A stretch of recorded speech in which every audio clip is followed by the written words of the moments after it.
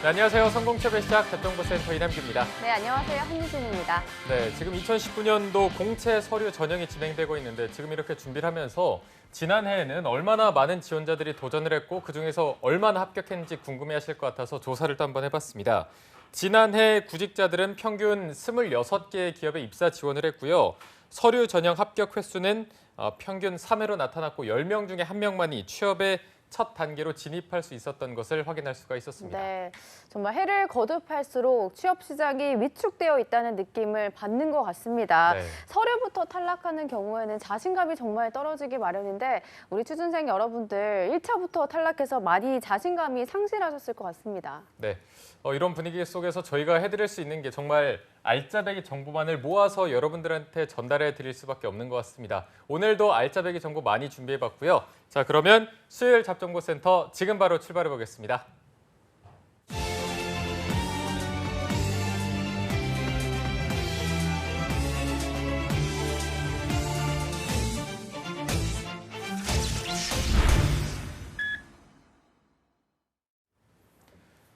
네, 취준생들에게 가장 적합한 취업 타이밍을 찾아 최고의 취업 역량을 펼칠 수 있도록 성공 취업의 맥을 짚어드리는 마감 임박 취업 골든타임 시간입니다. 탈락의 아픔 두 번의 후회는 없도록 저희가 도와드리겠습니다. 네, 2019년도에도 많은 취준생들이 저희 잡정보센터와 함께 상반기 채용 합격의 주인공이 되시기를 바라면서요. 그럼 본격적인 이야기를 나눠보기 전에 이분을 소개해 보도록 하겠습니다. 먼저 노조위원장으로 오늘 자리를 해주셨습니다. 미포트의 조민혁 컨설턴트 함께하겠습니다. 어서 오십시오. 안녕하십니까. 무슨 대본대로 안 합니까? 반갑습니다. 와. 네. 전 노조위원장 조민혁이고요. 아니 민혁 쌤이 아니 알아요. 무슨 질문할지 알아요 제가. 준비해달라고 하지 않았는데 열심히 그렇게 하고 입고 싶었어요. 오셨네요. 네, 열심히 하고. 준비성이. 의외로 좀 화제가 안 되더라고요. 아, 그래서 오늘은 좀 이 카메라 감독님 잡아주실지 모르겠는데 배지도 달고 나왔어요. 맞아요. 네, 여기 회사 배지도 지금 찾아가지고 서랍에 있는 거, 고이 모셔놨던 거 꺼내서 열심히 하고자 합니다. 네, 이게 보니까 아까 모자도 갖고 오셨던데 이 네. 모자까지 함께 쓰셨으면 또 약간 모자는 도저히 못 쓰겠더라고요. 모자는 너무 아. 구겨져가지고 네, 안 되겠더라고요. 네, 오늘 또 준비를 굉장히 철저히 해오셨는데 그러니까요. 또 이 포스코라는 기업 이제 많은 분들이 눈치를 채셨을 것 같습니다. 2017년에 보니까 삼성을 제치고 대학생들이 가장 일하고 싶어하는 기업 1위를 차지했거든요. 네. 실제로 또 민혁 쌤이 포스코에서 인사팀에 그렇죠. 계셨던 걸로 알고 네. 있는데 그때 근무할 당시의 분위기는 어땠나요? 그 조사 결과 다시 한번 검증을 해봐야 될 것 같고요. 네, 이거는 좀 모수가 좀 잘못된 게 아닌가. 네, 삼성이 아직은 1위죠. 그리고 뭐 포스코는 아무래도 이따가 이제 뒤에 소개도 하겠지만 근무지가 굉장히 중요해요. 근무지가 포항 광양에 있다 보니까 이번에 또 서울 근무는 아예 뺐습니다. 여기 인사팀에서 아예 근무지는 서울을 또 뺐기 때문에 구직자들 선호도가 높지는 않습니다. 제가 입사했을 때는 그래도 연봉 수준이라든지 기업 이미지가 아주 좋아서 네. 선망의 대상이기도 했는데 요새는 구직자들이 제가 방송 때도 많이 말씀드렸지만 굉장히 영악합니다. 그래서 다 알아요. 지방에 가면은 서울 근무하기가 이게 좀처럼 쉽지 않다는 걸 알고 있어서 좀 일반 대기업에 비해서는 선호도가 좀 떨어지는 건 사실이고 아마 이 결과는 그 송도에 사업장이 있는 그 두 회사죠. 포스코 건설과 그 포스코 대우, 포스코 인터내셔널 아마 그 두 회사에 대한 선호도라고 저는 좀 생각이 드네요. 네. 그렇군요. 그러면 저희가 앞서 이제 포스코 전략을 오늘 살펴보도록 할 텐데 먼저 상반기 채용 어떤 식으로 진행이 되는지 신세미 캐스터가 소개해드리도록 하겠습니다. 네, 설립된 지 51년 차인 안정된 기업이자 자동차와 조선, 철강, 에너지 사업 업계 1위입니다. 포스코에서 상반기 채용을 시작했는데요. 자세한 내용 화면으로 살펴보겠습니다. 네, 현재 모집하고 있는 분야는 생산 기술과 설비 기술, 공정 물류, 환경, 안전, 에너지로 이 수행 직무가 가능한 이공계 계열 모집하고 있고요. 마케팅과 구매, 재무, 경영 지원 수행이 가능한 인문 사회 계열 모집하고 있습니다. 우대사항 살펴보면 주인 의식과 책임감을 가진 인재, 또 겸손과 존중의 마인드를 보유하고 희생과 봉사의 자세를 갖춘 인재, 새로운 아이디어를 적용하여 문제를 주도적으로 해결할 수 있는 인재를 우대하고 있습니다. 네, 지원 자격 보겠습니다. 기졸업자 또는 2019년 8월 이전 졸업 예정자가 지원 자격에 들어가고요. 성적으로 보면 최종 학교 평균 성적이 100점 만점에 환산했을 때 70점 이상이어야 됩니다. 네, 그리고 어학으로는 이공계는 토익 스피킹이 110점 또는 오픽 IL 이상, 인문사회계는 토익 스피킹 150점 또는 오픽 IM3 이상이어야 하고요. 또 이전에 2019년 8월 이전 병역 필 또는 면제자로 해외여행의 결격 사유가 없는 분들을 모집하고 있습니다. 네, 지원 기간은 3월 11일부터 시작을 했고요. 이틀 뒤인 3월 22일 금요일 10시까지 서류 접수를 받고 있습니다. 서류에 합격한 분들에 한해서 인적성 검사를 치르게 되고요. 1차 면접에서는 직무 역량 평가, 또 2차에서는 가치 적합성 평가를 하게 되고 이에 합격을 했을 때 최종 합격으로 이어지게 됩니다. 네, 업계 1위 포스코에서 어떤 인재를 원하고 있을지 자세한 내용은 노조 위원장이신 민혁쌤과 함께 알아보도록 하겠습니다.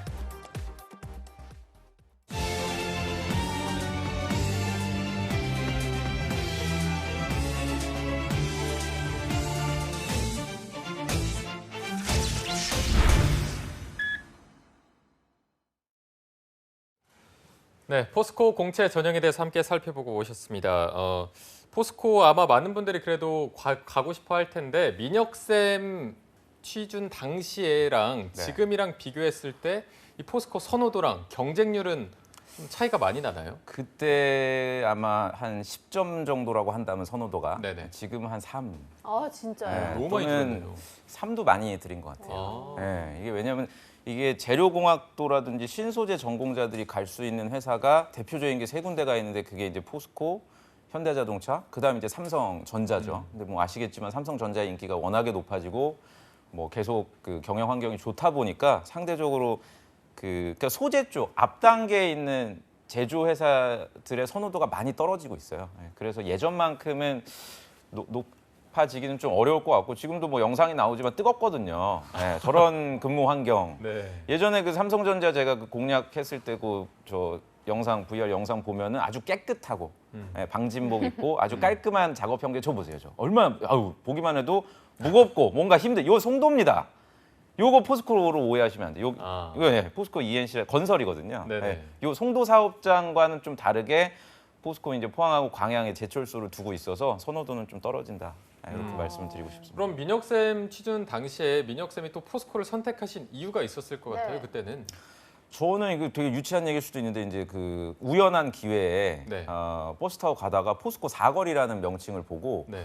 이 회사는 도대체 뭐가 얼마나 대단하길래 거리 회사 이름을. 명이 포스코 사거리냐 그래서 지원했어요. 아, 정말요? 네, 정말로. 아, 정말요? 저는 오너가 있는 재벌 회사는 안 가고 싶었거든요. 왜냐하면 아. 오너가 있는 회사들은 그 천장이 있으니까 내가 올라갈 수 있는 한계가 있어서 대기업들 중에서도 공채로 입사해서 사장까지. 뭔가 사장이나 회장까지 올라갈 수 있는 회사가 어딘가 있나를 그런 걸 이제 고민하다가 포스코를 좀 알게 됐고 참고로 포스코 역대 회장님들이 전부 다 그때 그 김영삼 정권 때인가요? 그때 한 분 빼고 유병부 회장님 빼고 나머지는 모두 다 지금 최종호 회장님도 그렇고 공채 출신입니다. 그렇군요. 예, 권호준 회장님 전에 권호준 회장님만 좀 예외적으로 박사 출신으로 이제 그 연구소에서 회장님이 된 케이스고 네. 전부 다 이제 저처럼 공채로 입사하셔서 한 30년에서 한 35년 지연하게 근무하시고 이제 회장이 되는 케이스여서 그 셀러리맨의 약간 신화를 보여주는 회사의 어떤 상징이었죠.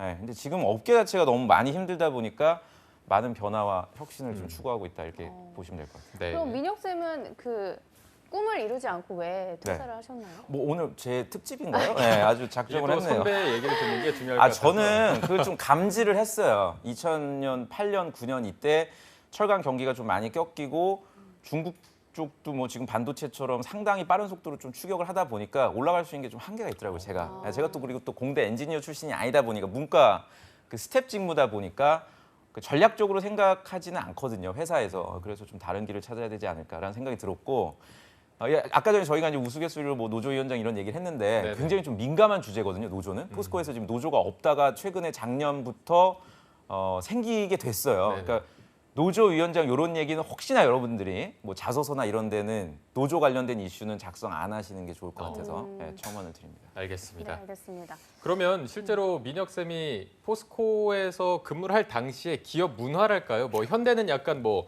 군대식 문화다 이런 말도 있는 것처럼 예. 포스코는 아무래도 현장이 조금 힘든 편이다 보니까 좀 더 위계 질서가 강하지 않나 이런 생각이 들거든요. 그 군대 일단 답변을 드리면 매우 강하고요. 근데 저는 우선 말씀드리고 싶은 게 군대 문화다 이러면은 안 좋게만 생각을 하시잖아요. 근데 저기 지금 작업 환경을 보시면 굉장히 그 힘들고 척박하고 물론 진짜 저렇게 근무하거든요. 방진 네. 마스크 쓰고 저 파란색 옷을 제가 입고 올려다가 없더라고 저거는. 예, 제가 찢어버린 걸로 지금 기억이 나는데 굉장히 힘든 상황이기 때문에 안전이나 그 재해 위험하니까. 위험성 때문에 아주 엄격해요. 예, 군대를 전역해 보셔서 아시겠지만 네네. 사격장이나 이런 데서 그쵸. 간부들이 굉장히 엄격하게 거긴 구타도 가능하죠. 그 통제도 하고 이렇듯이 그런 환경적인 요소 때문에 불가피하게 군대식 문화가 있고, 근데 군대식 문화가 뭐 안 좋다 또는 뭐 때린다 이렇게만 생각할 게 아니라 엄격한 환경이 좀 지배적이다 보니까 아까 전에 신세미 캐스터가 읽어줬듯이 우대 사항에 보시면 바로 첫 번째가 군 장교거든요. 예, 군 장교분들을 우대한 장교입니다. 병사가 아니에요, 여러분들. 또 군대 군대 경험 우대한다니까 또 좋다고 또 3번에 도전적인 경험 쓰지 마시고 군 장교분들은 별도의 그 또 우대 조건이 마련이 되는 걸 보면 그런 걸 우리가 유추할 수가 있죠. 네, 알겠습니다. 저희가 이제 본격적으로 포스코 공채에 대해서 살펴보도록 할 텐데 지난 시즌과 비교를 하는 게 먼저 중요할 것 같습니다. 달라진 점이나 이런 게 있나요? 굉장히 많이 달라졌어요. 일단은 그 모집 부문을 봤을 때 아까 오프닝에서 제가 말씀을 드렸듯이 서울이 빠졌습니다. 네. 제가 이건 처음 봤습니다. 서울이 빠진 거는 제가 입사 구직 활동 준비할 때부터 서울은 항상 포함이 돼 있었고 저도 처음에 구직자 신분일 때는 본사가 서울인 줄 알았습니다. 포스코는 본사가 서울이 아니라 이제 포항이거든요. 근데 그런 잘못된 시그널을 인사팀에서 어찌 보면은 보내줬었는데 지금 영상에도 나오지만 네. 서울을 의도적으로 뺀 거죠. 다시 말해서 의지를 우리가 볼 수가 있습니다. 인사팀에서 너희를 입사시키면 무조건 현장으로 보낸다. 이거는 어찌 보면은 작년부터 이제 취임하셨던 최종우 회장님이 제가 얘기를 들어보니까 서울 그 센터 대치동에 있는 그 서울 사무소죠. 서울 사무소에 있는 일정 직원을 서울 사무소에 한 1,300명 정도가 근무를 하는데 1,300명 중에 한 10%죠. 그러니까 한 150명 정도 되는 직원을 포항으로 배치를 했어요. 그냥 아예 보낸 거예요. 그러니까 의지를 보여준 거죠. 이제 회장님의 의지죠. 우리는 현장이 중요한 그 공장을 가지고 있는 회사이기 때문에 무조건 현장 근무를 이제 해야 된다. 이게 사실 내부적으로 굉장히 말이 많았고 저도 이제 인사팀에 있을 때 신입사원들의 반발이 상당히 심했거든요. 왜냐하면 그 포스코 정도 이제 입사할 정도면 머리도 굉장히 좋고 포스코 외에 다른 회사들도 이제 합격한 상황이기 때문에 굉장히 그 이제 저울질을 해서 입사를 하는데 저렇게 이제 뜨거운 환경에 가야 되니까 약간 당근을 먼저 줘요. 한 일정 부분 한 2년 정도 근무를 하면 서울로 올라올 수가 있으니까 그거를 우리가 보장해 주겠다. 근데 이제 입사하고 나서는 그렇지 못한 상황이 많이 발생을 했을 때 이제 많이 못 견디지 못해요. 그래서 아예 못을 박은 것 같아요, 이번에. 서울 근무는 할 수 없고. 그러니까 이게 왜냐하면 이게 굉장히 중요한 게 뭐냐면요. 이렇게 근무지를 아예 명시를 하게 되면 지원자 수가 줄 수밖에 없게 돼요. 지금 내일 모레 이제 포스코가 마감인데 그럼 예전에 이제 서울 근무를 갖다가 마지막에 넣어놨거든요. 예전에는 서울, 포항, 광양 이렇게 했는데 작년 거 한번 보세요. 포항, 광양, 서울 귀퉁이에 조그맣게 써놨습니다. 이렇게 되면 그래도 공대생들이 뭐 재료공학과나 기계공학과 이런 친구들이 지원을 할 때 그러면 어느 정도 일만의 가능성이 있구나 생각하는데 지금 아예 가능성을 접어버리고 회장님도 어떤 강력한 근데 참고로 최종우 회장님이 부산대 경제학과예요. 그분이 공대생이 아니거든요. 그럼에도 불구하고 현장이 중요한 왜 재무 쪽에서 계속 저도 이제 가끔 마주친 적은 있었습니다. 제가 대리일 때 최종우 팀장님이셨던 걸로 기억하는데 재무 쪽 전체를 이제 관장하는 그럼에도 그러니까 스텝 부서에 계셨음에도 불구하고 회장으로 이제 오시고 나서는 현장을 강조하는 이런 흐름을 본다면 지금 자소서를 쓰시는 여러분들이 괜히 좀 겉멋들어서 이공계생임에도 불구하고 뭐 교환학생을 갔다 왔다라든지 소위 말해서 고생하거나 뭔가 내가 힘들지 않았던 경험을 간접적으로 노출을 시키면 이 포스코 같은 경우에는 AI 평가를 하지를 않고 진짜 다 봐요. 실무진 분들이 정말로 다 평가를 하고 있기 때문에 안 좋은 이미지, 높은 점수를 받기가 상당히 어렵겠죠. 그리고 근무제 얘기가 나와서 저번에 배구공 때였는지 네. 설을 보내달라고 했던 친구가 광양을 간 적이 있잖아요. 보냈죠, 제가. 그렇죠. 네. 인사팀에서 그냥 그렇죠. 보내버린 거예요. 배치 면담이라는 걸 하는데 그 배치 면담은 저도 이제는 말할 수 있지만 통보거든요. 배치 그러니까 협상의 개념이 아니고요. 네. 배치 면담을 하기 전에 제가 배치 면담을 하러 이제 그 포항 그 제철소에 있는 인재개발원에 내려가기 전에 이제 딱 뽑아놔요. 한유진 그 저 신입사원이 원하는 희망 부서가 여기구나. 그걸 배려해 줘야지. 이렇게 안 하고요. 한유진 지원자는 여기 이렇게 연고가 있고 이러니까 얘는 무조건 포항, 광양 이렇게 해서 아예 그냥 정해놓고 가는데 그걸 모르지 않거든요. 그 네. 신입사원들도. 근데 어떻게든 좀 편하고 쉬운 예컨대 품질이라든지 그 공정 물류, 수주 공정실 이런 쪽 그러니까 컨트롤 타워를 하는 엔지니어 아주 극소수의 직무가 포스코 센터에 있습니다. 이걸 어떻게 알고 온 거예요. 그러니까 선배들한테 어떻게 이렇게 소위 캐물어서 네. 야, 그 신입 배치 면담할 때 괜히 쫄지 마. 우리 부서 이렇게 팀장님들하고 얘기해 보니까 바로 옆자리에 한 분 우리 선배가 육아휴직 들어가서 티오가 자기가 났으니까 그거 가지고 네가 그 저기 조민혁 걔랑 협상해봐. 어. 얄짤없죠. 그냥 저는 그냥 그런 태도를 보이면 왜냐하면 이게 사고가 납니다. 그런 분들이 현장에 가게 되면은 어떤 직무에 대한 몰입도도 떨어지고 뭐 뒤에 이제 얘기하겠지만 그 여기 보시면 희생과 봉사의 자세를 갖춘 인재를 원하잖아요. 그 개인의 어떤 자아 실현이나 자기의 사익이라는 게 뭐 금전적인 걸 얘기하는 게 아니라 그 저울질을 했을 때 나와 회사 중에 조금이라도 손해 보지 않으려는 그런 그 마인드를 갖고 있는 분들이 가급적이면 입사하지 못하기 위한 그런 창구들이 굉장히 많거든요. 네. 그래서 다시 한번 여러분들 강조를 드리지만 단순히 그냥 서류 통과하기 위해서 제가 조언 드리는 부분들만 반영하지 마시고 면접이 굉장히 까다로워요, 포스코는. 그러니까 그런 면접 전형이 상당히 엄격하기 때문에 정말 최종 합격을 원하신다면 엔지니어로서의 어떤 마인드, 내가 뭐 엔지니어가 아니라 사무직이라고 하더라도 이제는 가야 됩니다. 여기 보시면 인문, 사회, 이공 전부 다 포항, 광양 근무를 모두 해야 된다는 점을 좀 착안하시고 지원을 하시고 제가 이렇게 얘기하면 너무 포항, 광양 지역이 뭐 안 좋게 그려질 수도 있는데 네. 안 좋아요.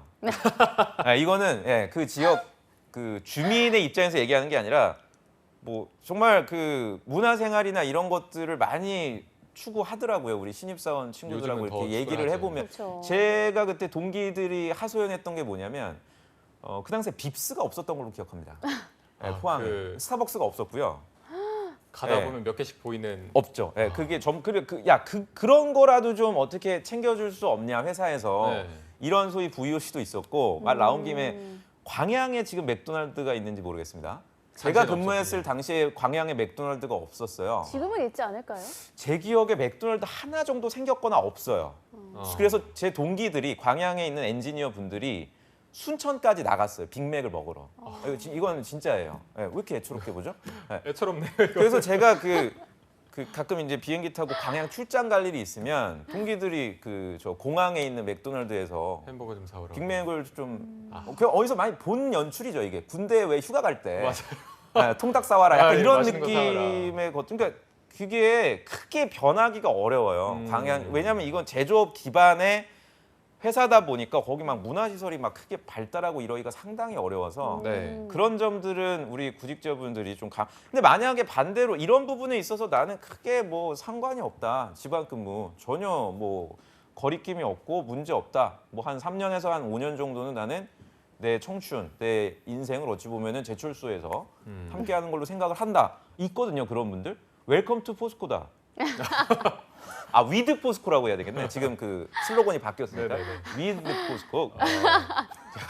근데 민혁 쌤의 말씀을 듣다 보면 네. 사내 문화도 엄격하고 현장 근무도 강조하고 지방 근무가 중요시하다 보니까 네. 좀 여성 사원들이 다가가기 힘들 것 같거든요. 실제로 회사의 여성 사원 비율이 높은 편인가요? 어떻습니까? 그거는 제가 데이터로 조사는 못했는데 제 주변에 입사하는 분들 보면 있어요. 그리고 의도적으로 그 할당이라는 게 있거든요. 여성분들은 여성분들끼리 경쟁을 하고요. 남자분들하고 여성분들하고 채용하는 TO 자체가 엄격하게 나눠져 있고 예를 들어서 100명 정도를 채용한다 그러면 여성분들은 뭐 15명에서 한 20명 정도는 확보해야 된다는 플랜은 있으나 자 이제 이게 중요하죠. 그 플랜을 가지고 면접장에서 면접을 봤는데 자질이 떨어지더라도 또는 소위 이제 남초 지역, 남성적인 문화에 뭔가 좀 동화될 수는 없지만 여자니까 뽑을 일은 절대 없습니다. 자, 무슨 말이냐? 자격 요건이 충족이 돼서 면접장까지 왔어도 면접관의 그 엄격한 기준에 부합이 안 되면 4명 뽑을 수도 있는 거고요. 아예 안 뽑을 수도 있어요. 그거는. 그러니까 너무 그 부분을 신경을 쓰지는 마셨으면 좋겠어요. 다만 내부적으로는 분명 여성분들을 뭐 이거 역차별일 수도 있는데 우대하는 조건이 있었어요. 저도 그게 기억이 나네요. 여성분들은 따로 서류 심사를 할 때 저는 뭐 예전이니까 이제 엑셀로 따로 뽑아서 그 점수를 조금 조정해요. 네. 이게 여성분인데 어떻게든 이제 면접장까지 올리기 위해서 뭐 예를 들어서 보니까 그게 이제 성적 지금 삼성도 그렇지만 성적을 다 그 점수화하거든요. 뭐 부식이나 역학이나 파괴나 이런 철강이랑 관련된 수업을 전혀 안 들었어. 그러면 이제 서류 심사 점수 결과가 뭐 100점 만점에 뭐 한 78점밖에 안 된다. 근데 합격 커트라인을 우리가 쭉 환산해 보니까 82는 돼야 된다. 그럼 올려줘요.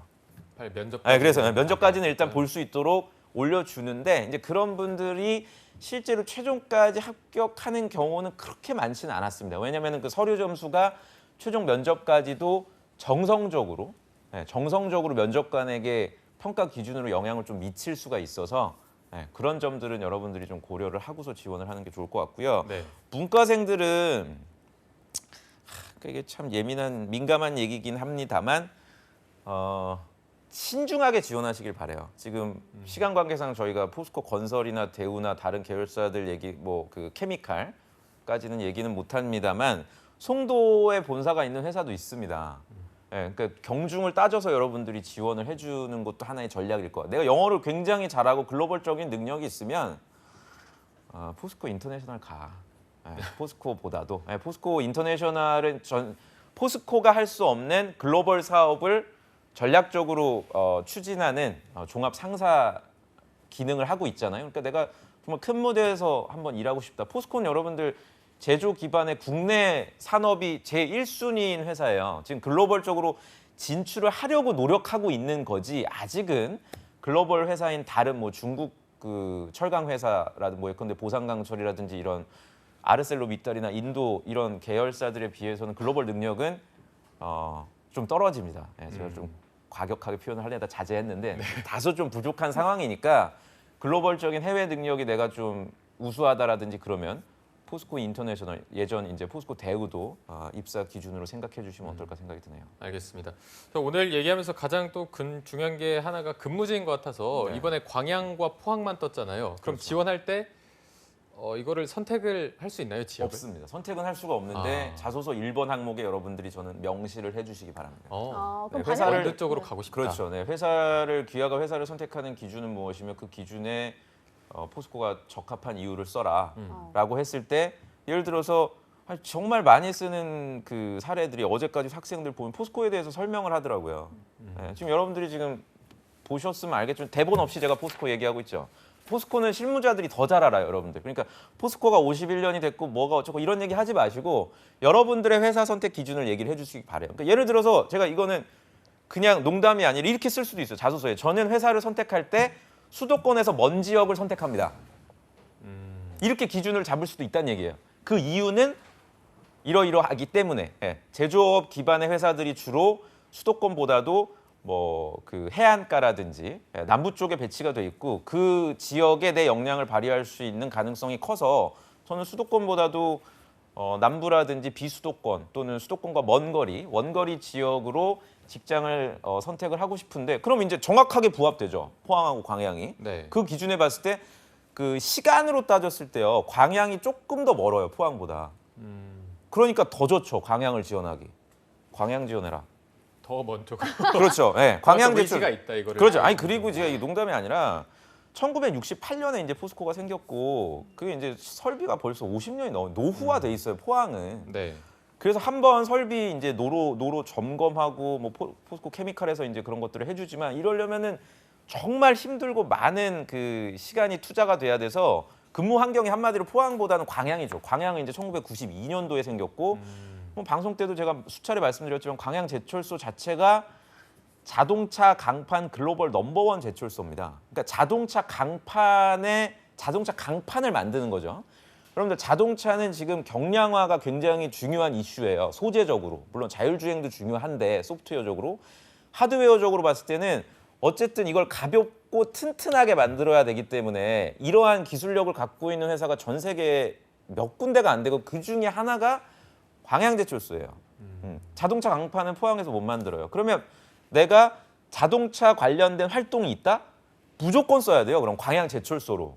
이해가 되시죠? 포스코에서 만드는 자동차 강판을 가지고 그거를 이제 사가는 거거든요. 예, 그거를 이제 완제품을 만드는 현대자동차라든지 이런 자동차 회사에서 그 그 고객이 되죠. 그러니까 포스코의 고객이 되는 거죠. 이 제품을 사가서 가볍게 만들기 위한 기술 개발 연구들을 포스코랑 같이 하거든요. 이거를 이제 홈페이지에 보시면 EVI라는 표현이 있어요. Early Vendor Involvement라고 그래서 그러니까 이런 전략들을 여러분들이 좀 생각을 하신다면 계속 포스코만 쓰실 게 그래서 사실 뭐 우스갯소리로 포스코 내부 직원들은 광양제철소에 있는 친구들은 광스코라 그래요. 광스코. 네, 광양 저기 K를 붙여서 포스코는 포항 스틸 컴퍼니가 네네. 포항 스틸 아이언 컴퍼니라 우리는 자부심이 있다 이거죠. 네, 그만큼 그 광양제철소에 대한 자부심이 굉장히 높은 분들이 광양제철소에서 근무를 하고 있는 만큼 적어도 지금 이 영상을 보시는 저희 구직자분들은 포항을 타겟팅으로 하기보다는 광양제철소에 맞춰서 나의 역할이나 엔지니어적인 능력을 또는 뭐 사무직 우리 인문계 분들도 광양제철소만의 조직 문화라든지 포항제철소만의 조직 문화가 있을 때 포항제철소에 비해서 광양제철소 분들의 어떤 역량을 끌어오르기 위한 어떤 인사 정책을 내가 쓴다. 그럼 인사팀 쓸 수가 있는 거고요. 만약에 뭐 재무 쪽을 지원한다. 그러면 광양제철소에서 만드는 제품들을 분석한 그 다트나 이런 연결 재무 보고서를 보면 또 거기에 맞춰서 내가 쓸 수 있단 말이에요. 그러니까 회사를 지원하실 때 포스코라는 거대한 조직으로 접근을 하시면 동경하고 끝날 수밖에 없는 거고 이렇게 세분화시켜서 만약에 여러분들이 시간이 되시면 제품이나 공정 단위까지 들어갈 수 있어요. 그 반도체가 8대 공정이죠. 그 철강은 4대 공정밖에 안 돼요. 재선, 제강, 연연주, 압연밖에 안 되기 때문에 그 안에서 여러분들이 어느 공정 단위에 관심이 있는지도 한번 접근을 한다면 뭐 그렇게 어렵지는 않은 접근이 아닐까 생각이 됩니다. 네, 알겠습니다. 그럼 1번 본인의 회사 선택 기준을 어떤 식으로 적어야 할지 알려주셨고요.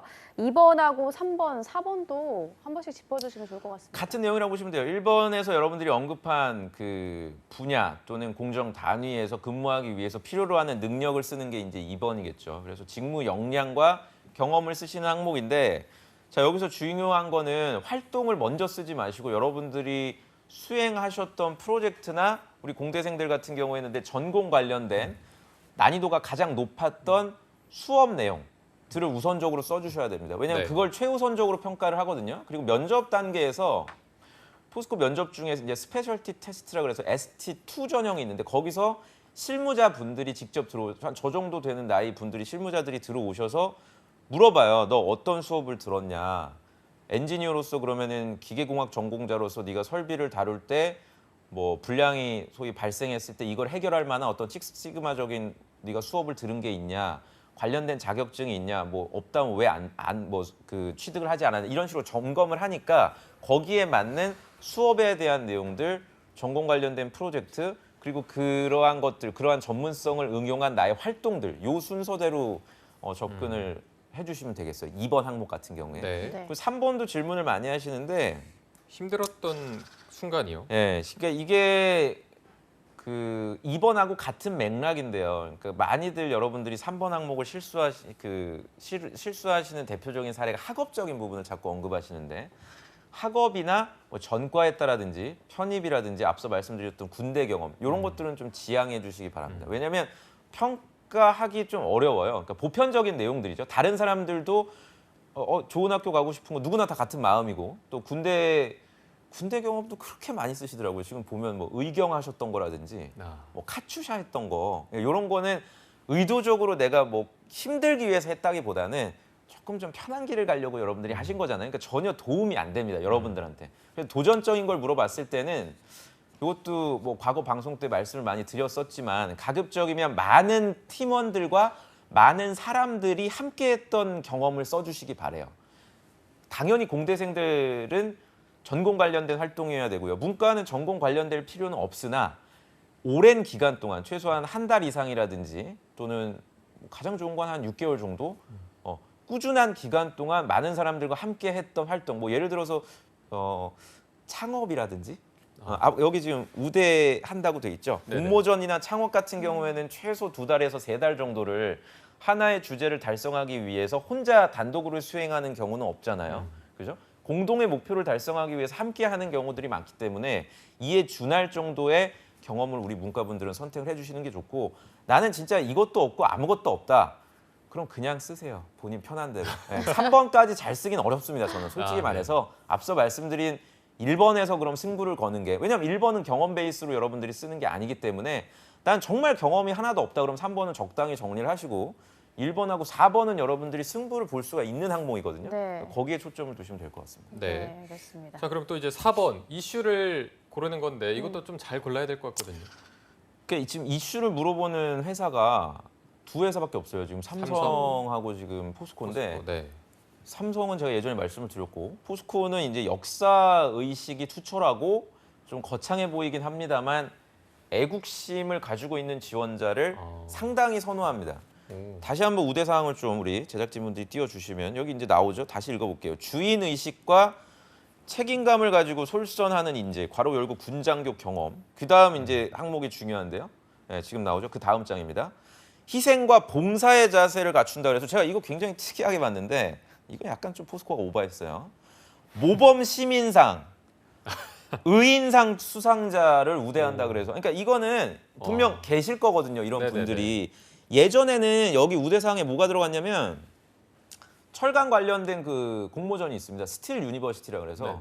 철강에 대한 어떤 전문성을 보유한 대학생들을 육성하고자 하는 취지에서 스틸 유니버시티도 있었고, 그 박태준 명예 그 회장님, 초대 회장님의 호가 청암이거든요. 네. 그 청암 재단에서 하고 있는 어떤 활동들, 사회 공헌 활동들에 또 참여한 사람들 우대한다는 조건이 있는데 지금 빠졌습니다. 이제 이 부분. 그러니까 이 부분보다 더 중요한 게 뭔가 국가를 생각하고, 그 국가라는 게 뭡니까? 결국 우리 역사 의식에서 출발하는 거거든요. 대한민국이라는 국가가 어떻게 만들어졌으며 이러한 부분에 대한 어떤 투철한 역사관을 가지고 있는지를 평가하는 게 4번이에요.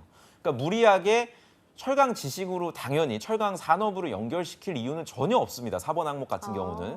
그래서 역사 관련된 나의 의식 또는 국가에 대한 뭐라고 해야 될까요? 어떤 존엄성 또는 나의 건설적인 국민의식을 보여줄 수 있는 최근 사회 이슈. 요거 제가 지난 하반기 때 말씀드렸어요. 그 위안부 소녀상 문제라든지 이런 이거 아직까지도 지금 미결된 과제죠. 네. 일본과의 관계에 있어서 우리나라가 취해야 될 어떤 스탠스나 이런 주제에 대한 내 생각 굉장히 많아요. 요새는 예능도 요새 뭐 이런 걸 다루더라고요. MBC의 뭐 예능 같은 경우에는 그 네네. 역사 그 전문 선생님 나오셔가지고 저도 굉장히 흥미롭게 봤습니다. 네, 그리고 독립운동에 대한 우리나라 보훈 처우 문제 이슈 이런 주제들을 여러분들이 4번에 물론 구글링해서 다 쓰시겠지만 이게 한 700자 정도라면 최소한 내 생각이 한 400자에서 한 500자 정도는 여러분들이 저는 좀 포함을 시켜주시면 어떨까라는 생각이 듭니다. 그러니까 네. 무리하게 철강 쪽으로 연결을 시키실 필요는 전혀 없으실 것 같아요. 네, 알겠습니다. 자, 일단 4번까지 서류 전형을 한번 살펴봤고요. 인적성 그 PAT도 살짝 짚어주시면 난이도는 어느 정도인가요? 안 어렵습니다. 네, 인적성이 어렵지 않고요. 그 뭐 G사트 수준이라고 여러분들이 보시면 될 것 같고, 그리고 그 한 15배수 정도를 뽑아요. 네. 네, 15배수 정도를 그 선발을 해서 한 12에서 한 10에서 한 12배수 정도가 떨어집니다. 그러니까 면접을 보시는 분들이 한 3에서 5배수 정도 되거든요. 그러니까 실제 경쟁률로 봤을 때 인적성 경쟁률이 3대 1 정도밖에 되지 않아요. 네. 네. 그러니까 오히려 서류 심사가 조금 엄격해졌거든요. 예전에 비해서. 그러니까 서류에서의 변별력이 결국에는 지금 아까 전에 보시면 학점도 3.0 이상이면 지원할 수 있는 요소라 지금 남은 기간 동안 여러분들이 저는 1번과 지금 남은 시간 동안 바꿀 수 있는 건 1번과 4번이에요. 네. 뭐 2번 정도에서 경험 선택 잘못됐던 거는 제가 아까 말씀드린 부분에서 조정을 하시면 되니까 1번과 4번에 특히 다시 한번 강조드리지만 1번 항목에서 어느 지역의 어떤 제품과 공정을 담당하고 싶은지, 제가 또 자동차만 말씀드렸다고 해서 또 주구장창 자동차만 또 부르짖지 마시고 크게 두 가지 제품이거든요. 포스코가 만드는 게 냉연 제품이 있고 열연 제품이 있는데 열연 관련된 게 포항이라고 보시면 되고요. 냉연 도금 관련된 게 광양이라고 보시면 돼요. 그러니까 냉연류의 제품들이 있습니다. 여러분들이 조금 조사를 해보시면 그런 제품군들을 1번 항목에서 관심을 보여주시고 4번에서 제가 말씀드린 어떤 국가관이나 투철한 역사 의식을 보여주시면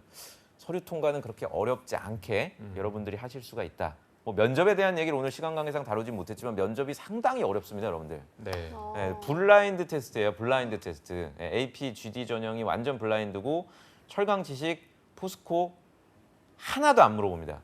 전혀 물어보지 않아요. 여러분들 아니 그런 것도 아니에요. 그냥 비즈니스 케이스를 줘요.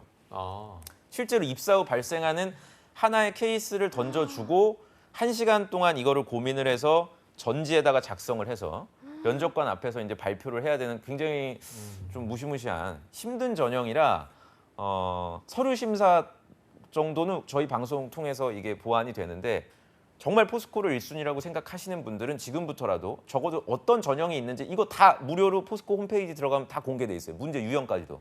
그러니까 이런 그 질문에 대해서 면접 PAT 통과되고 나서 고민하시면 늦어요.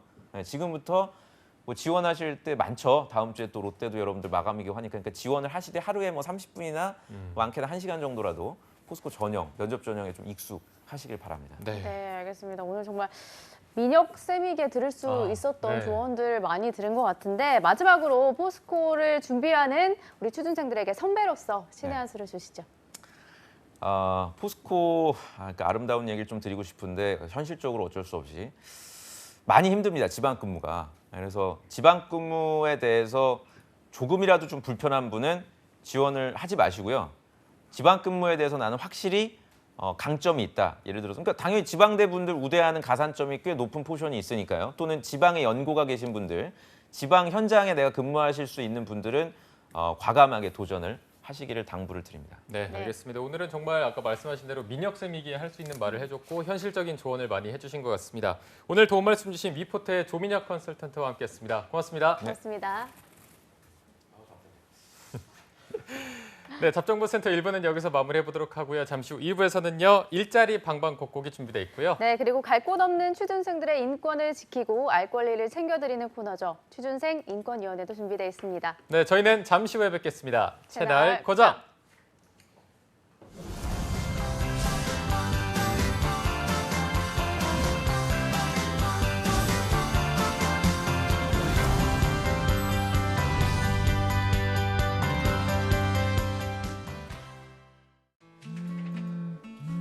몸이 안 좋아져서 당분간 민준이 봐주는 게 힘들 것 같아. 갑작스레 찾아오는 일상의 순간들. 일도 가정도 함께 지켜낼 수는 없을까요? 시간 선택제로 당신의 일상을 잠시 전환하세요. 육아 분담으로 맞벌이 부부의 부담은 덜어주며 업무 시간 능률은 높여주고 가족과 함께 시간을 보낸 뒤 6개월 후 다시 일상으로의 전환. 가족의 일상을 지켜주는 시간 선택제. 고용노동부가 함께합니다.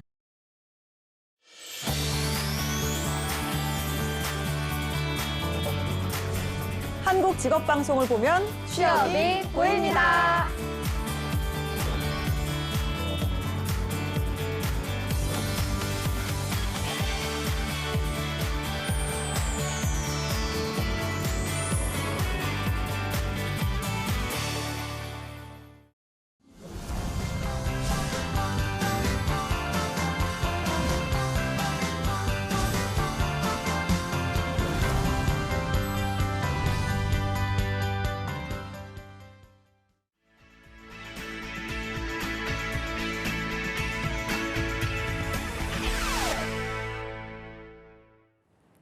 네, 매일매일 전국 각지의 생생한 채용 정보를 알아보는 일자리 방방곡곡. 오늘은 수원으로 먼저 가보겠습니다. 수원 고용복지플러스센터의 이원자 주무관님 안녕하세요. 네, 안녕하세요. 수원고용복지플러스센터의 이연자입니다. 네, 오늘 수원에는 어떤 채용 소식이 준비되어 있나요? 네, 이번 주 소개해드릴 구인업체는 화성시 봉담읍에 위치한 영화공업입니다. 금속을 가공하고 제조하는 업체로 MCT 조작원 2명을 모집합니다. 직무 내용은 건설용 기계 부품 및 농기계 부품을 MCT를 이용하여 생산하는 업무로 학력은 고졸 이상, 경력에 관계없이 지원 가능합니다. 주 5일 근무로 급여는 월 250만 원에서 350만 원이며 경력에 따라 급여 협의 가능하고요. 접수 마감일은 채용 시까지이니 관심 있으신 구직자분들은 워크넷 구인 정보를 확인하여 이력서와 자기소개서를 준비해 방문 지원하시기 바랍니다. 네, 경력이 무관한 구인건으로 MCT 조작원 2분을 채용하고 있습니다. 취준생 여러분들의 많은 관심과 지원 바라겠습니다. 주무관님, 바로 다음 소식도 알려주시죠. 다음으로 소개해드릴 구인업체는 화성시 팔단면에 위치한 경원 펌프 공업입니다. 펌프 제작 및 가공업체로 자재관리 사무원 2명을 모집합니다. 직무 내용은 자재와 제품에 대한 품질 관리 업무로 제품 입회 및 성적서 관리, 자재 구매와 수불 관리 등의 업무를 수행하게 되며 학력은 고졸 이상, 경력에 관계없이 지원 가능합니다. 차량 소지자와 인근 거주자를 우대하고 주 5일 근무로 급여는 월 250만 원이며 면접 시 급여 협의 가능합니다. 기숙사를 제공한다고 하니 관심 있으신 구직자분들은 4월 2일까지 워크넷 구인 정보를 확인하여 이력서를 방문 또는 이메일로 지원하시기 바랍니다. 네, 이 구인건 역시 경력 무관하게 모집을 하고 있고요. 자재관리 사무원 2분을 모집하고 있습니다. 관심 있는 분들의 많은 지원 바라겠습니다. 주무관님, 오늘 소식 고맙습니다. 고맙습니다. 네, 다음으로는 서울로 연결해 보겠습니다. 서울의 박혜술 주무관님 연결돼 있는데요. 주무관님 안녕하세요. 안녕하세요. 서울고용센터 박혜술 주무관입니다. 네, 오늘 서울에는 어떤 일자리 소식이 준비되어 있나요? 네, 첫 번째 알려드릴 소식입니다. 서울구 도봉구 창동에 위치한 H큐브 병원에서 방사선사 2명을 모집합니다. 초대졸 이상의 학력이 필요하며 경력자를 우대합니다. 급여는 연 2,600만 원 이상으로 경력자 급여는 협상 가능합니다. 주 6일 근무로 평일 중 오전 근무는 1일 있습니다. 접수는 이메일을 통해 이력서, 자기소개서 등을 제출하시면 되고 자세한 사항은 워크넷을 참고하여 지원하시면 되겠습니다. 네, 방사선사 총 2분을 채용하는 구인건인데요. 채용 시 마감되는 구직건이니까요. 관심 있는 분들은 빠르게 지원하시기 바랍니다. 주무관님, 바로 다음 소식도 알려주시죠. 네, 서울 강남구 테헤란로에 위치한 세일회계법인에서 총무사무원 1명을 채용합니다. 초대졸 이상의 학력과 1년 이상의 경력이 필요합니다. 더존 사용은 필수 요건이며 총무 및 경영 지원 업무를 담당하게 됩니다. 급여는 연 2,700만 원 이상 2,800만 원 이하입니다. 이력서, 자기소개서 등 제출 서류를 이메일로 접수하시면 되고 자세한 사항은 워크넷 홈페이지를 참고하시기 바랍니다. 네, 이번 채용건 역시 채용 시 마감되는 구인건이니까요. 관심 있는 분들의 빠른 지원 바라겠습니다. 주무관님, 오늘 소식 고맙습니다. 감사합니다. 네, 지금까지 일자리 방방곡곡 경기와 서울 지역의 채용 정보 알아봤습니다.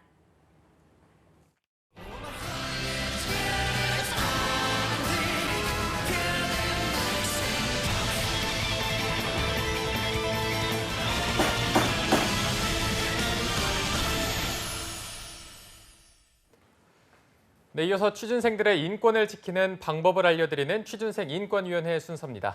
네, 오늘 도움 말씀 주실 분은 오랜만에 나와주셨습니다. 뿌미 아빠이시죠. 김교원 노무사님과 함께하겠습니다. 어서 오십시오. 안녕하십니까.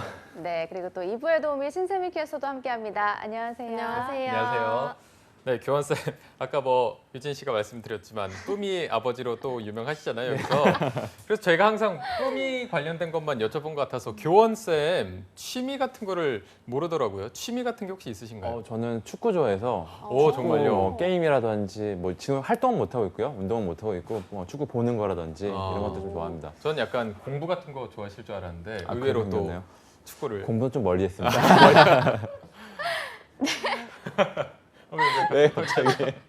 아니, 이게 아니고 활동을 하신다고 해가지고 뭐 그 전에는 어떤 축구와 예를 관련된 들어서 뭐 동아리 하셨나요? 활동이나 예전에 대학교 때까지만 해도 축구를 공을 즐겨 찼었는데 조기 축구나 이런 데는 아무래도 이제 결혼하고 나서는 나가기 좀 네, 힘들더라고요. 때문에. 예.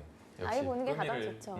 가장 좋아하시는 것 같습니다. 네. 혹시 첫째가 신세미 빨리 캐스터는 따로 취미 같은 게 있나요? 취미를 들어본 적이 없는 것 같아서. 아, 취미요? 빵끈 웃고 있죠. 뿜이가 이 정도 됐으면 사진 한 번쯤 나와야 되는 거 아닌가 이런 생각을 하고 있어가지고 아, 보고 정말요? 싶어서 네. 다이어트 좀 시켜야겠는데요. 아. 지금 이게 볼이 잘 빵빵해가지고. 네. 그게 이제 매력 포인트 아닌가. 네. 다음번에 한번 사진 하나 제가 이렇게 미리 드리도록 하겠습니다. 감사합니다. 제 취미는 그렇죠. 그게 질문이었죠. 제 취미는 집에서 영화 보는 겁니다. 영화 보는 거라고요? 네. 영화를 많이 안 본 걸로 알고 있는데. 저는 영화 워낙 포레스트 그거 말고도 따로 본 게 있나요? 저는 그 원하는 장르가 딱 있어가지고 판타지나 그런 영화들은 제가 다 꿰뚫고 있거든요. 한번 물어보시면 다 추천 좀 해주시죠. 추천이요? 네. 어떤 쪽을 판타지. 판타지는 역시 반지의 제왕이 가장 제 인생 영화입니다. 저는 무슨 되게 특별한 영화가 나올 줄 알았어요. 네. 반지의제왕 전 국민이 다 보지 않았나요? 너무 식상한 게 나와서 빨리 내용을 들어가야 될 것 같습니다. 죄송합니다. 네, 알겠습니다. 네. 자, 그럼 교원쌤이 준비하신 주제 들어보겠습니다. 네, 우리나라 현재 이제 고용보험에 가입되어 있다라고 한다면 모두들 예상하시다시피 뭐 실업급여를 당연히 받을 수 있다라고 생각들을 하시는데요. 이는 뭐 취준생 여러분들이 주로 하시는 아르바이트나 아니면 인턴 등의 계약직도 마찬가지입니다. 그러나 아르바이트나 인턴 등은 해당이 없는 것으로 오인하시는 분들도 아직까지 존재하고요. 또한 사업주가 고용보험을 가입하지 않았다는 이유로 실업급여를 받지 못하는 것 아닌가라는 어떤 의심을 품으시는 분들도 상당수가 됩니다. 또는 반대로 실업급여 수급 조건에 해당되지 않음에도 불구하고 뭔가 허위로 작성해서 실업급여를 당연시하게 탈가하시는 분들도 계시는데 오늘은 그래서 실업급여 관련돼서 한번 준비해 보았습니다. 네. 알겠습니다.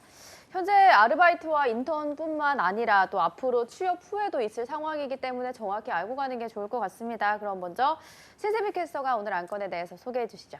네, 실업급여에 대해서 다양한 케이스를 살펴볼 수 있는 사례들을 준비해 봤는데요. 모두 다 같이 이 실업급여 가능 유무에 대해서 함께 체크를 해보면서 나중에 교원쌤과 이야기를 나누면 좋을 것 같습니다. 먼저 아르바이트 실업급여 사례부터 살펴보도록 할 텐데요. 화면에 띄워드릴 텐데 이 A씨는 약 10개월간 평일 주 5일, 하루에 6시간 반씩 일을 했습니다. 이때 스스로 관두는 것이 아니라 매장이 폐업을 해서 관두는 경우에 과연 실업급여를 받을 수 있을까요? 또 다음 사례입니다. 고용보험 가입 유무에 따른 B씨의 사연인데요. 8개월째 근무 중인 B씨는 해고 소식을 들었지만 4대 보험이 가입되지 않은 기업이라서 실업급여를 받을 수 있는 방법에 대해서 물어보고 있습니다. B씨 역시 실업급여를 받을 수 있을지 나중에 체크해 보도록 하고요. 마지막 사례는 C씨인데요. C씨는 회사에서 퇴사 의사를 전달하면서 실업급여를 받기 위해서 권고사직으로 처리를 하기로 했습니다. 하지만 부정수급으로 신고를 받아서 조사를 받게 됐는데요. C씨는 실업급여의 수급이 가능할지 함께 체크를 해보도록 하겠습니다. 따라서 오늘 취준생 인권위원회 안건으로는 복잡한 실업급여 사례를 통해 쉽고 정확하게 알아보자입니다. 네. 자, 신세미 캐스터의 안건 소개 오늘 3가지 사례를 함께 들어봤고요. 교원쌤, 저희가 사례를 정확하게 짚어보기 전에 실업급여란 이런 것이다 좀 정의를 해주시면 좋을 것 같아요. 네. 실업급여란 고용보험에 가입한 근로자, 피보험자라고 하는데요. 이러한 피보험자가 실직했을 때 일정한 기간 동안 급여를 지급함으로써 실직자와 그 가족의 생활을 안정을 도모하고 재취업할 수 있도록 지원하기 위해서 마련된 제도입니다. 여기서 말하는 실업이라는 의미는 근로자가 어떤 의사와 능력을 가지고 있음에도 불구하고 실직되어 있는, 취업하고 싶은데 못하고 있는 상태를 의미하는 거고요. 근로자라고 하면 고용보험이 적용되는 사업장에서 노무를 제공하고 그 대가로 임금을 받은 근로자를 의미합니다. 네, 알겠습니다.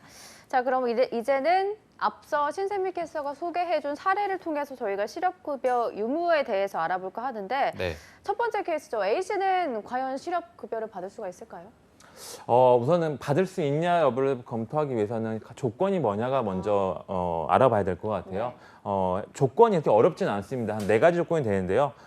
보시면 실업급여 수급 조건의 첫 번째는 퇴사 전, 이직 전 18개월 동안 고용보험 가입 기간 뭐 피보험 단위 기간이라고도 하는데 이 고용보험 가입 기간이 180일 이상 충족되어야 됩니다. 여기서 이제 가입 기간이라는 이 의미는 실제 달력상의 일수를 의미는 하지 않습니다. 일주일이 7일이 아니라 일주일에 근무한 일수랑 유급으로 인정된 일수 해서 보통 5일 근무를 하셨다라고 한다면 주율까지 포함해서 6일이 인정되는 형태입니다. 그래서 혹시라도 한 6개월 정도 근무하셨다가 퇴사를 했는데 실업급여를 못 받으신 경우들은 아직 그 6개월 동안 가입 일수가 180일이 충족이 안 되는 경우들입니다. 또한 이번 지금 퇴사한 회사가 꼭 6개월이 넘어야 그 재직 일수가 6개월 180일 넘어야 되는 건 아니고요. 그 전 회사 실업급여를 받지만 않았다고 한다면 그 전 회사 기간까지도 합쳐가지고 이 단위 기간을 충족합니다. 예를 들어서 A라는 회사에서 10개월을 근무를 했고 B라는 회사에서 2개월을 근무했다라고 한다면 실제 B라는 그 회사에서는 2개월밖에 안 됐지만 A라는 회사랑 합쳐서 180일 이상이 되기 때문에 충족된다고 볼 수 있고요.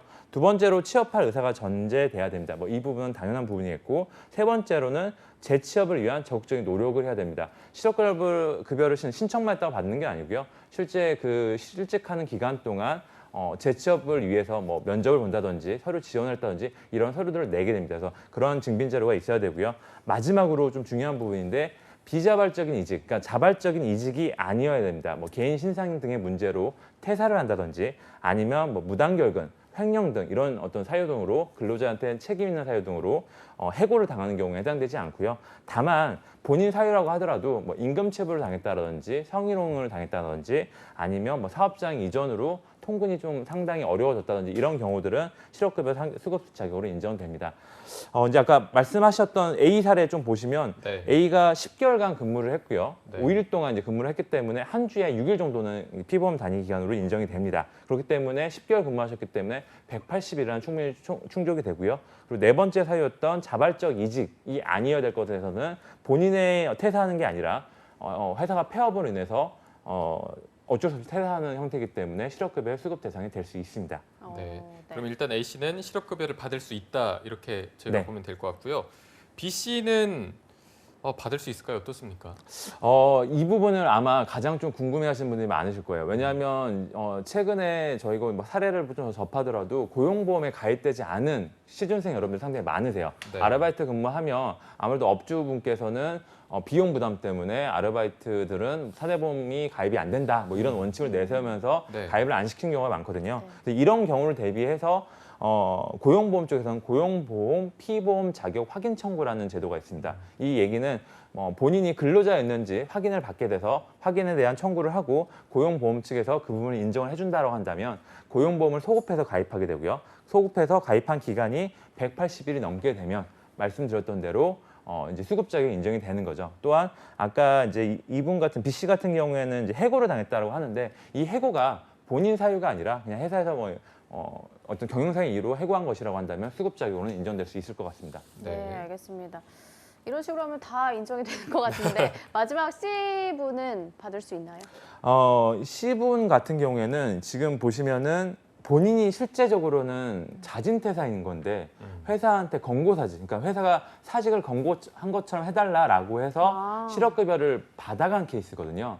이 부분은 이제 부정수급, 그러니까 허위로 수급한 부분이 돼서 네. 실업급여를 받았다라고 하더라도 이거를 다시 뱉어내야 되는 그런 문제가 생깁니다. 반환해야 되는 문제가 생깁니다. 네. 네. 이렇게 부정수급으로 인정이 되면은 그 기업이랑 당사자 두한테 다 책임이 있을 것 같은데 말씀해주신 대로 뱉어내기만 하면 끝나는 건지 아니면 따로 처벌 같은 게 있나요? 부정수급 적발이 되는 경우에는요, 그러니까 그 실업급여뿐만 아니라 받았던 급여액만큼 추가 징수, 그러니까 2배에 해당되는 금액을 반환해야 되고요. 네네. 그리고 만약 이 금액을 반환하지 않거나 아니면 이러한 어떤 부정수급이 2회 이상 있었던 사람이거나 아니면 지금처럼 회사랑 근로자랑 공모해서 이렇게 했던 경우에는 1년 이하의 징역, 300만 원 이하의 벌금에 처해집니다.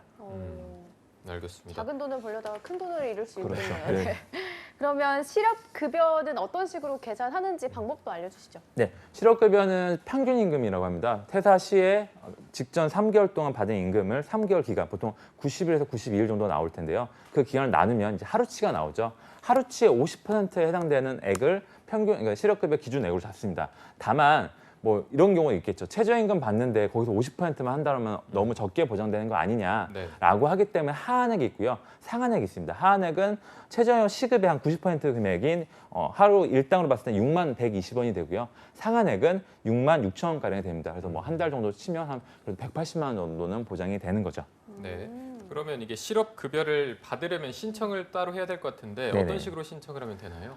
퇴사를 이제 하면 보통 사업주 쪽에서는 퇴사 사유와 관련된 이제 상실 신고를 하게 됩니다. 고용보험 측에 어떤 이유로 그러니까 어떤 이유로 퇴사를 하게 됐고 언제 퇴사를 했는지에 대한 신고를 하게 되고요. 이때 이직확인서도 같이 제출하게 되죠. 그다음 이제 근로자가 하는 부분들은 워크넷에 본인이 이제 구직 신청을 해야 되고요. 그 구직 신청 이후에는 거주지 관할 어떤 고용센터를 방문하거나 온라인 통해서 이 실업급여에 대한 교육을 좀 이수를 하셔야 되고요. 그 다음에는 그 교육 수강 완료 시 14일 내로 관할 고용센터에 가셔가지고 신청서를 제출해 주시면 됩니다. 네, 알겠습니다. 오늘 실업급여에 대해서 알아봤는데 마지막으로 이 주제와 관련해서 교원쌤의 촌철살인 한마디까지 들어보겠습니다. 이 실업급여 제도가 그 존재한 취지 아까 말씀드렸다시피 실직 시 발생할 수 있는 위험을 대비하고 그 가족의 생계를 보장하고 재취업 시의 어떤 생활 지원이라는 부분이 있습니다. 그래서 혹시 모를 실직에 대비하기 위해서 지금 이 방송 보시는 분들은 실업급여 해당 자격이 된다라는 것을 분명히 아시면 좋겠고요.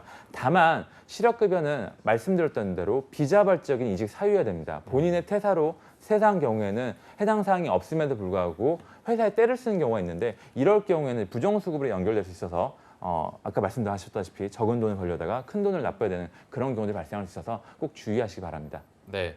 자, 오늘 실업급여에 대해서 알아봤는데요. 뭐 조건이나 계산법 또 실제로 신청하는 방법까지 오늘 방송에 다 나와 있으니까요. 실업급여에 대해서 궁금한 점은 오늘 방송을 참고해 주시면 되겠습니다. 네, 오늘도 취준생 인권위원회에서 수고해 주신 김규원 노무사님 그리고 신샘 캐스터 두 분 고맙습니다. 고맙습니다. 감사합니다. 네, 잡정보센터 오늘 준비한 내용은 여기까지고요. 내일은 마민형 이철엄 컨설턴트와 함께 BGF 리테일 공채 지원 분석을 해보도록 하겠습니다. 네, 저희는 내일 오전 10시에 웃는 얼굴로 찾아뵙겠습니다. 시청해주신 여러분 고맙습니다. 고맙습니다.